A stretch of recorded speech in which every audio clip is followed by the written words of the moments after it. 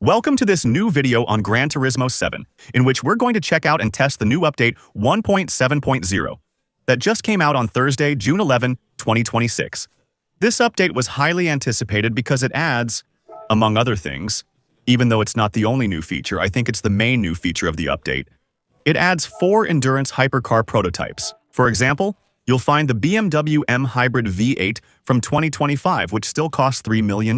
So we'll see if that's the price for all these cars, but honestly, it's not that surprising. Race cars are always very expensive in Gran Turismo 7.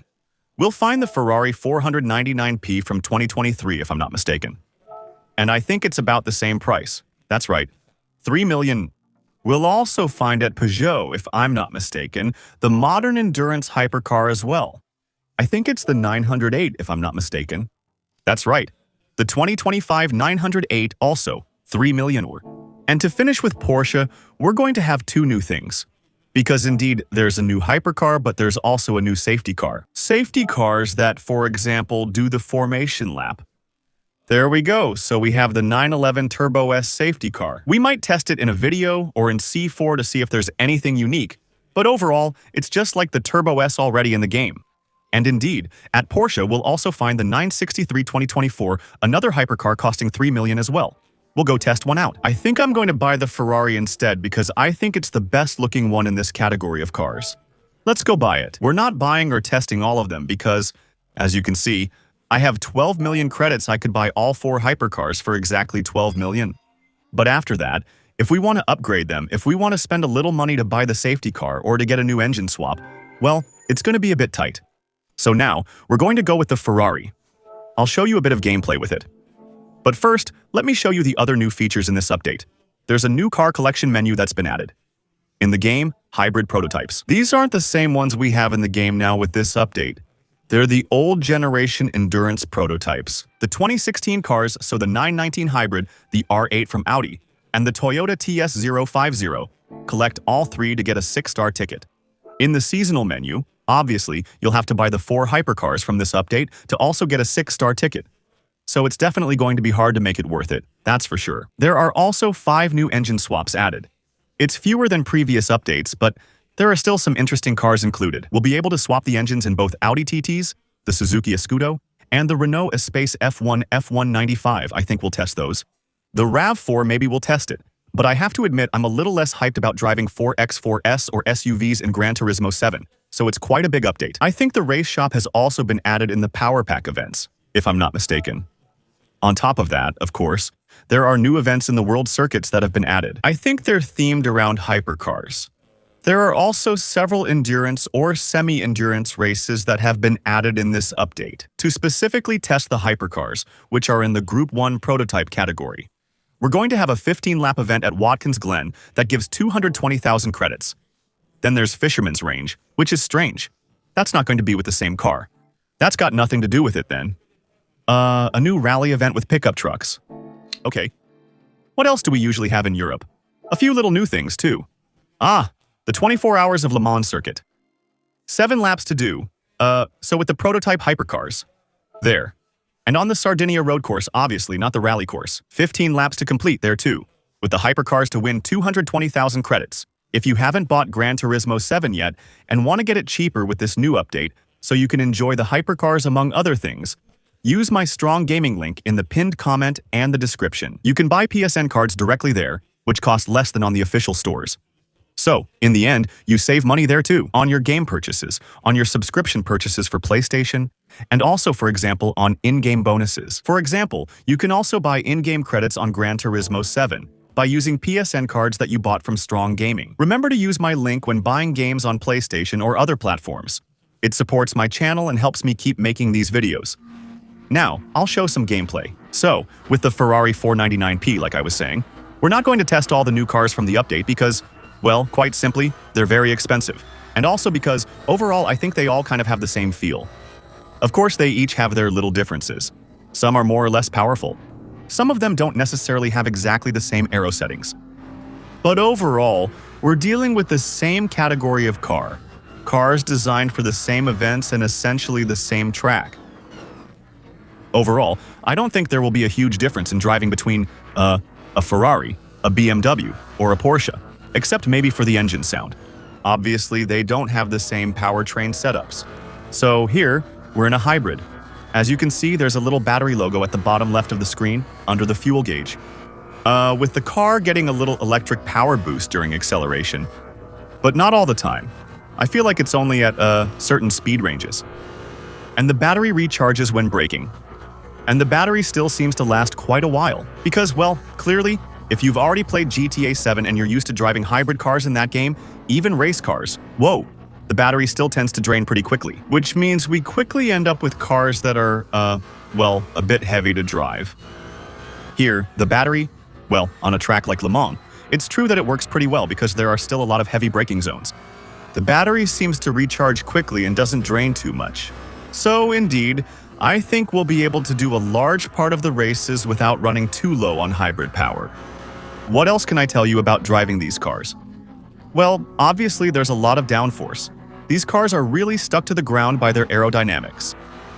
Strong acceleration is expected with these cars, as they have over 600 horsepower and hybrid power. These cars are pretty easy to drive for race cars, even without traction control. These cars handle really well. The only real challenge in the end when driving these cars might be the low-speed corners. The right angles like the one we're about to have here, or the hairpins. These cars are tough in corners because they're built for high speed, so at low speed you have to fight them more. But aside from that, it's true that these cars are, well, at least the Ferrari. I can speak for the Ferrari, the speed of the Ferrari. Driving it is cool with little to criticize. The sound is good. You clearly hear the transmission and the hybrid system noises during acceleration and braking. The cockpit is fully modeled and animated. It's pretty cool what they've done there. The only thing that's not so cool, in the end, with this update, is that it's not a very versatile update. It's true that in recent months, Gran Turismo 7 had been releasing a bunch of updates. How can I put this? A bit trollish, actually. They added things like the Peugeot 2008, the Renault Kangoo, the Renault Twingo. Well, stuff that's really just regular road cars, civilian cars, that aren't race cars. The community has been requesting a race car-focused update for some time. Well, that's the case now. But as a result, if you're not really into motorsports, if you're not really into endurance racing or not really into racing hypercars, well, with this update, overall, there won't be much that will interest you to do, really. Maybe you'll want to try out the new swaps a little. Maybe even test the Porsche safety car, but other than that, overall, the rest probably won't interest you much more. Let me know in the comments what you think. Whether you're part of the team that's really happy to finally see the Hypercar back in Gran Turismo 7, or if, on the contrary, you play Gran Turismo 7 more for the road cars and, well, as a result, this update might interest you a little less. Anyway, now we're going to, wow, well, we could definitely do a lot better with the lap time. Like I said, I don't know the car very well. Right now, I'm really just getting to know it. We're going to do, basically, 3 minutes 45 per lap. I think we could get under 3:30 with a bit more practice. So basically, the 7-lap race at Le Mans should be finished in 20 to 25 minutes. Unless you have to stop regularly at the pits, to change tires or to refuel. But I think that since these are endurance cars, in principle, 7 laps shouldn't be too hard on them. So, I'll show you a bit of gameplay from the external view, because it's true that I'm in cockpit view. It's true that this Ferrari is really beautiful. I'm not necessarily a fan of the design of race cars like this, which are really extremely flat and, anyway, optimized to have as much aero as possible. I think they've managed, at Ferrari, to make something pretty cool in the end with the design of the Ferrari. But even at Peugeot, by the way, the 908 is pretty cool too. But I have to admit, when it comes to design, I'm a bit less of a fan of the Porsche and the BMW. Now, on the other hand, I think we had the BOP, which means the car was limited to 620 horsepower, even though it can have up to 680 at most. We'll see if we can improve these cars, even though I don't really believe it. I think that since these are race cars, in my opinion, the developers made it so we can't change much except for the tires. But we'll still take a look. We can still put in the customizable gearbox to change the gear ratios. We can put on soft tires if we really want to maximize grip. But we can add nitro, you know. Come on, let's go. Let's put this on, why not? And that's about it. So, indeed, no big improvement. I don't think you should expect to customize the exterior in GT Auto. No, I don't think so. We'll check the rest. Yes, wait, we haven't said anything yet. Yes. Maybe there's the endurance pack with the front lights. Yeah, that's it. There you go. That's pretty cool. Okay. And for the sides, actually, we can add some small vents. I think that's it. Or stickers. No, they're probably vents. I don't know what it is. Maybe it's just something to cover it up. I don't know. If you do, let me know in the comments. It does look like a vent, but it also seems odd to me. Let's test ourselves at Le Mans this time without the BOP. So with the full 680 horsepower and especially with the nitro. Just to see how it turns out. Not all cars in Gran Turismo 7 are subject to BOP. It's only the race cars, like, well, specifically, Group 3 cars, Group 1, maybe also Group C.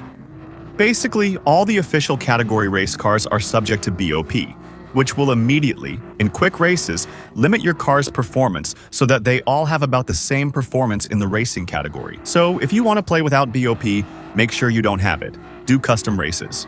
That way, well, you don't have BOP, you really have all the power of your cars. It's true that, honestly, 60 more horsepower, well, you can feel it, you know. We'll use our nitro and see what time we get, though it may not be optimal since this was a low-speed flying lap. With the nitro and 680 horsepower, we're hitting close to 350. With the slipstream, it's not bad. I'm pretty sure that in real life, these cars don't go that fast. But it's the slipstream plus nitro, plus the fact that it's still a video game. Now, let's see if we can get under the 3 minutes 30 mark anyway. Even though right now it seems a bit tough, we'll do our best to try to do it with a little Ferrari. Now, they're really speeding up ahead, but that's not a race prototype. That's the McLaren Vision Gran Turismo, which is actually pretty overpowered, but at least it lets us draft behind someone regularly in front and maybe pull off a decent lap. For now, we haven't messed up too badly. But wow, look at its acceleration. I think it must have something like 900 horsepower, I believe. Those VGTs like that, they're really powerful. 330. It's going to be tough, but we'll try. It should be doable for someone who knows the track well, who's well-trained, who knows exactly when to brake with these cars, when to accelerate, and at what speed to take the corners. There must be a way to do it pretty easily, even though, well, it's okay. Honestly, we have. We messed up one braking and that's it. It's okay. We won't be far off. We'll be close. Our 3 minutes 30.